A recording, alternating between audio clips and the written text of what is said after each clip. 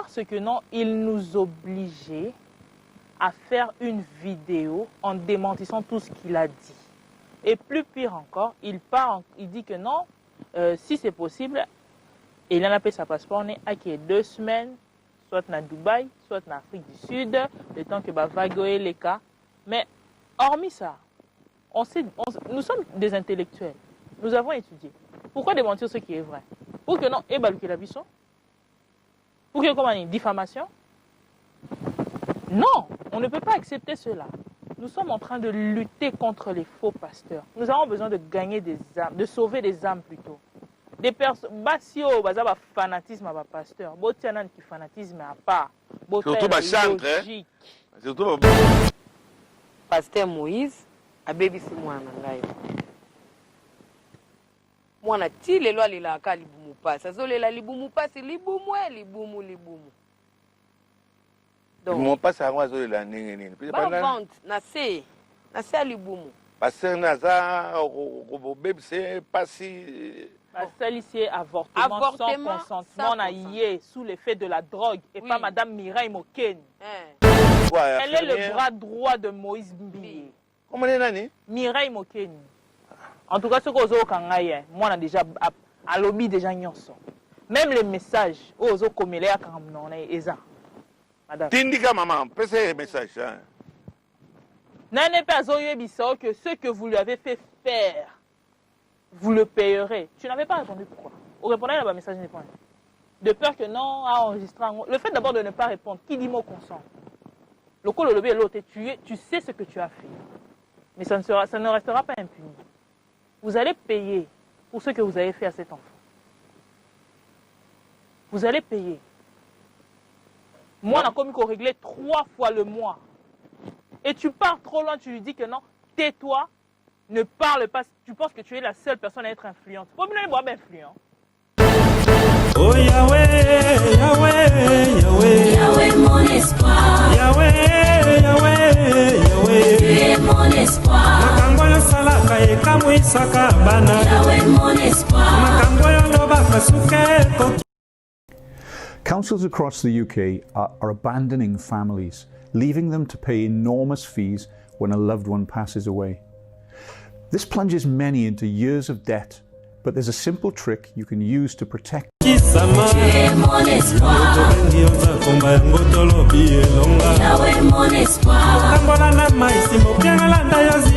es mon espoir, Yahweh, Yahweh, Yahweh, Yahweh mon espoir, mon espoir, mon espoir, mon espoir, mon espoir.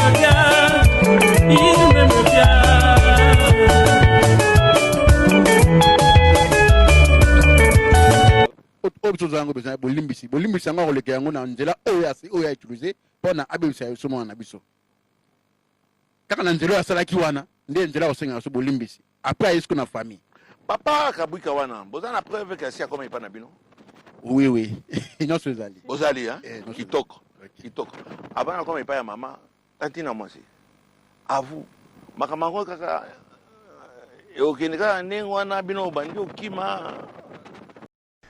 Pensioners across the UK are unknowingly crippling their children with funeral debt at an alarming rate, because most people don't know this simple solution that takes just a few minutes. I was upset when I... Mwana soki, mama soki fwani, mama soki, babengi bino pana boyokana. Okoboya? Nenga bandaki bien. Nous sommes des bantous. Tu négocieras, tu kenara d'abord. Le linge ça se lave en famille. Ils sont tous les gens qui tombent en justice. Tu bois qui comme en justice. Pourquoi la justice pas? Parce que non, ils nous obligeaient à faire une vidéo en démentissant tout ce qu'il a dit. Et plus pire encore, il dit que non, si c'est possible, il en a fait sa passeport, on est à 2 semaines, soit à Dubaï, soit en Afrique du Sud, le temps que va vaguer les cas. Mais hormis ça, nous sommes des intellectuels, nous avons étudié. Pourquoi démentir ce qui est vrai? Pour que non, et balouké la bisson? Pour que comment une diffamation? Non, on ne peut pas accepter cela. Nous sommes en train de lutter contre les faux pasteurs. Nous avons besoin de gagner des âmes, de sauver des âmes plutôt.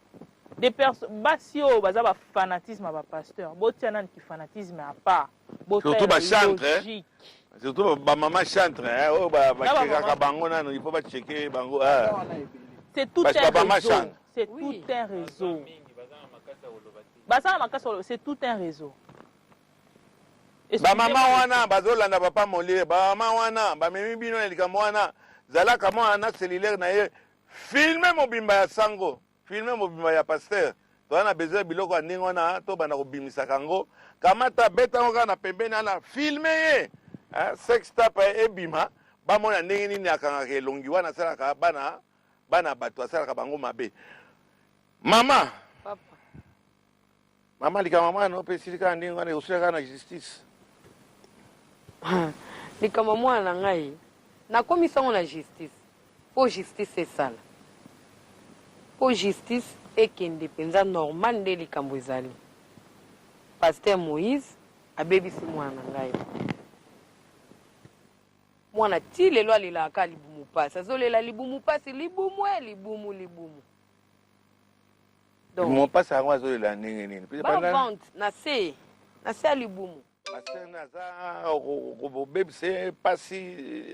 Salicier avortement sans consentement na yé sous l'effet de la drogue et pas madame Mireille Moken. Ah bon. Avant d'arriver maman wana. Lobango maman. Adresse wana mutaye bien ce n'est que Eliane parce que yene mutaye bisika ba OK kuna. Elle est quoi? Elle est le bras droit de Moïse Mbi. Comment est nani? Mireille Moken. En tout cas ce que ozo kangaye moi on a déjà à lobby déjà nyonso. Même les messages, ozo komele ya kamnona eza. Madame. Tindika maman, pese les messages. N'en pas bisao que ce que vous lui avez fait faire, vous le payerez. Tu n'avais pas répondu pourquoi? Vous répondez à un message n'est pas. De peur que non, à enregistrer. Le fait d'abord de ne pas répondre, qui dit mot consent? Le col lobby et l'autre est tué, tu sais ce que tu as fait. Mais ça ne restera pas impuni. Vous allez payer pour ce que vous avez fait à cet enfant. Vous allez payer. Moi, on a commis qu'on réglait 3 fois le mois. Et tu pars trop loin, tu lui dis que non, tais-toi, ne parle pas. Tu penses que tu es la seule personne à être influente. Vous pouvez pas être influent. Vous êtes en train de vous servir de votre notoriété sur des personnes qui n'ont pas de défense. Vous pensez que Nini, Ron a binondé et Pessibno le droit au salat tout. Vous êtes permis de. I never expected to ride fast and furious in a place called Bland. I never expected. Vous ne savez pas. La loi dit nul n'est censé négliger la loi. En tout cas, tu as la justice pour nous.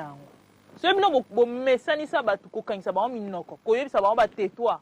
En tout cas, vous avez ce Seigneur, pour la vérité. Nous allons accepter à ce que la vérité triomphe. Mais que les faux pasteurs puissent finir.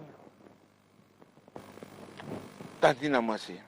Mama Eliane, iloba suka. Pasteur Moïse Mbi, nga mama ya mwana, mama Eliane, na ebisi oboyi. O nyoso sali na nzoto ya mwana na ngai. oyo nyonso osali na nzota mwana na ngai nga mpo na mwana na nga Pasteur Moïse Mbi okoboma ngai nga nake na ona justice soki justice baetufe makambo na nga mpo oyo oza na mbongo nga na yo tokokutana na tribunal nga na yo Pasteur Moïse Mbi ngai mama Elia nde nazoloba nga na yo na tribunal tokosamba neti ozomona homme fort oza na mbongo oza na nyonso ozosomba batu me nga na yo na tribunal tokokutana po eta otie mwana na nga eta oyo yo otie mwana na ngai Pasteur Moïse Mbi tokokutana na tribunal. Papa Eliane eloko naza kosenga na bakonzi nakanisi bolandi makambo tolobi toboyi trafic d'influence. Pasteur Moïse aza au-dessus de la loi te. Pasteur Moïse aza kobebisa bana ya batu nalingi justice esalema, justice esalema. Banduku yangu baswahili buku nanifata kama leo napita ku mikro mambo inanipitia kabisa. Sitapaswa kuitikia mtoto wangu anaenda mambo asali ikuwe ke pasteur anaenda kutoka na yeye anaenda kunini kufanya babitu yote. Kama mtoto akatafuta kusema na mugronde na monesa ba brutalite maneno yote ya ngufu mambo mtoto aogope. Leo il faut tumalize maneno ba faux pasteur. Pasteur Moïse Mbi auko au-dessus de la loi. Bakubwa ya mungini buku nanifata. Bufaise de sorte que Pasteur Moïse a payé ba maneno yenye anafanya. Kama bukatuacha Pasteur Moïse ata continue na groupe yake kusalir sale nini jina ya ba pasteur. C'est un faux pasteur niko nasema buku nanifata. Tena naomba butulete nguvu tufike mwisho kui maneno hii. Yao ndio napita hapa ambe kusema batu bote banifate maneno mtoto anasema hakuna kitu moja ya bongo kati yote iko tu verite. Pasteur iko natuma batu baki kutufiltre baki kutukorompre atupende tunapenda justice ba lave mtoto yetu. Njia yenye yalipita mambo ya kusaliri mtoto wetu kutia buchi ya mtoto wetu ku réseaux sociaux afanye namuna moya démentir que mtoto wetu akusema bongo a reconnaître yao. Si tuko ba catholique mtoto wangu alikuwa baptisé catholique. Ba catholique kama tunaanja messe on dit toujours je reconnais, je confesse à Dieu tout puissant. Je reconnais que je suis pécheur. Il y a pas pasteur vile bakui vile na moi nguvu courage ya kusema ke biko ba pécheur vile ba lete moi exemple ya kuyo pour reconnaître faute. Merci papa. Merci beaucoup. Namoni maman za très émotionnée. Maman namoni osalinga signe. Que la justice soit faite. Merci beaucoup papa Osogo. Maman Denise Nyakero. Maman Janine Mabunda. Que toutes les mères. You can tell when a guitar, if it's got that mojo or not. It has to look great, and it has to feel great, and it has to sound great. Once you have du Congo puisse se lever, que tous les parents, étant pères également, mettez-vous à la place. Si c'était votre fille, qu'allez-vous faire? S'il s'agit à sensibiliser, s'il s'agit même que pour soutenir biso na ba moyens surtout au moni que non et cause la bon pour na soutenir biso, pour soutenir biso, abat la violence, abat le trafic d'influence, abat toute manipulation, séquestration, menace. Non, nous voulons que non, le Congo puisse être un Congo uni. Tous à la paix, n'a pas problème par-ci par-là. Nous tous sommes des Congolais. En tout cas, nous tous nous sommes Congolais. Côté la tête parce que nous avons moulou, parce que nous avons côté la côté la tête parce que nous avons kinga. Non. Biso tout, tous sommes Congolais. S'il s'agit de pouvoir dénoncer le mal, dénoncez-le. D'accord. Merci beaucoup, chers téléspectateurs. Ba émission nga inalingaka yango yo eza ba émission yako dénoncer. Yako dénoncer puisque yango nde ko sala que bato mususu baza na bobangi ya l'État. Le plus grand compliment basala ngai na mokonzi moko amelaki masanga aoki posa ya ko irine wana ke contre nzete kaka lingo banda ko irine boyalbi Tam sous caméra papa Molière ezali wana nakoya kosamba. Nakoya pe kosambwa. Kosamba na kosambwa. Likambo ezoleka na ba pasteur. Ya sonyi mingi. Ba pasteur ba sexte peso leka moyente. Milliers ya bato bayembaka. Biloko salité na salité na salité. Salité quand il s'agit à osali yango pa moninga na yo pas ces atteints. Et bien mobali ba yebisi balibi au moins na kati ya ndako wana mwana ya mobali aza ko bebisa mwana mwasi. Okobeta mabako bia wana za ko langa wana za ki jeune mais mukolo ba ko yebiso ke zande mwana ya mwasi.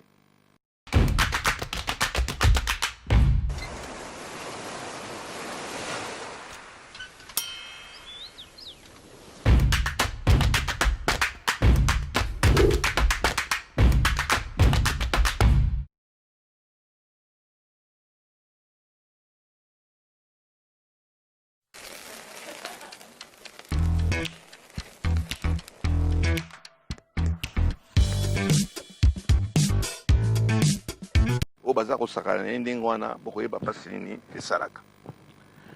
Pasteur Mbie bamsu bayebisinga ke ozali déjà na Canada. Bamsu balobi ozali awa. Et là otozoka moi justice yango so na parler avec justice. Boke nangi na esika nini ko porter plainte.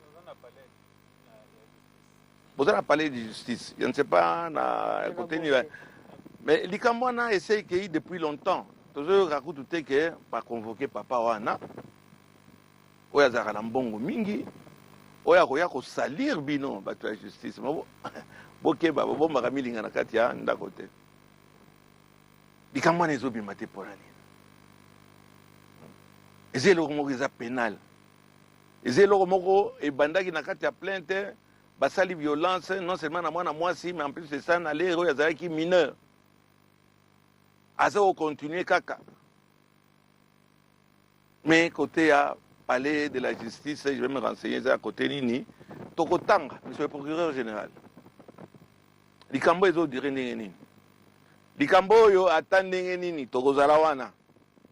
Dans le bien, dans le mal, pour le pasteur Mbie, ceux qui a solo à Salaki ou bien ceux qui a solo à Salakité, mais ba preuve mingi et bando bima contre une seule personne et elle ne peut pas s'échapper dans ndingoana.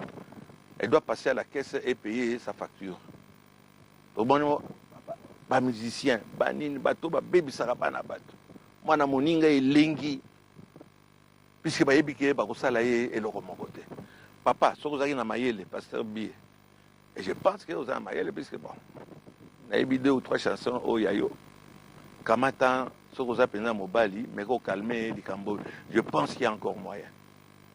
Mais, so kozaki santé.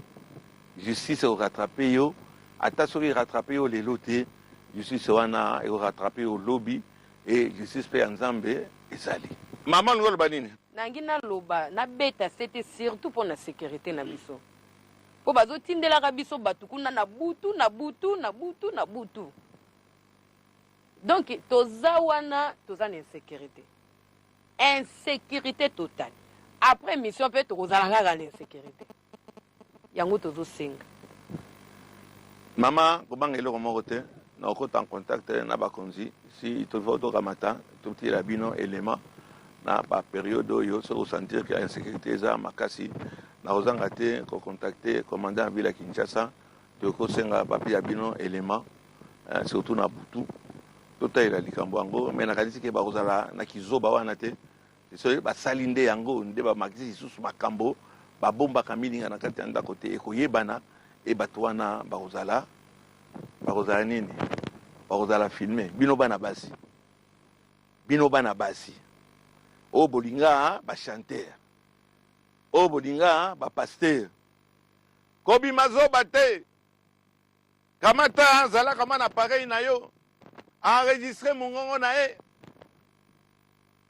ba vitrier moko balinga ko enregistrer mongongo papa Molière enregistrer ba image na ye asambwa osakana bana baninga eleki biso tozana bana basi tozana bakoko likambo wana on dirait na Kinshasa ata osali yango ekoleka na passé simple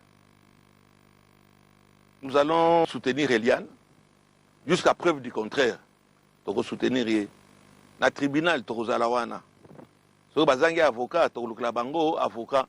Puisqu'à na mes conscience to que makamona ba jeu wana eza mingi na kati ya ba milliers. 14 months ago I was 18,303 pounds in debt. But today I'm about to Ya ba soi-disant pasteur ba komi belé blablabla ba chakarakara ona lota tokolandela bino tokotika likambo wana te. Chers téléspectateurs, affaire à suivre et à vous.